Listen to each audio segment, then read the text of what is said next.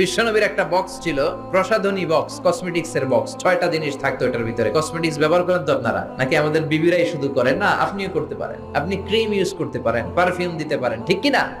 6টা জিনিস থাকতো বিশ্বনবীর কসমেটিক্স বক্সের ভিতরে। 1 নম্বরে থাকতো চিরুনি, 2 নম্বরে থাকতো অতুর মানে আতর, 3 নম্বরে থাকতো টুথপিক মানে দাঁতের খিলাল, 4 নম্বরে থাকতো অলিভ অয়েল ছোট্ট তেলের শিশি, 5 নম্বরে থাকতো সুরমাদানি, 6 নম্বরে থাকতো পারফিউম আতরের বক্স। চিল্লায় পড়েন আল্লাহু আকবার। বিশ্বনবী যেখানে যেতেন সাথে সাথে এই ব্যাগ আছে না নাই?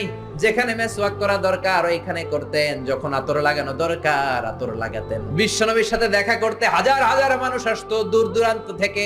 বিশ্বনবী কোনোদিন কোন দলের সাথে দেখা করতেন না যতক্ষণ না বিশ্বনবী ভালো করে মেসওয়াক করতেন। সুবহানাল্লাহ। আবার মা এসে বলতেন, বিশ্বনবী ঘরে ঢোকার পরে বিশ্বনবীর প্রথম আমল ছিল মেসওয়াক করা। ভালোভাবে মেসওয়াক না করে কোনোদিন কোন বিবির সামনে বিশ্বনবী কথা বলতে বসেন না।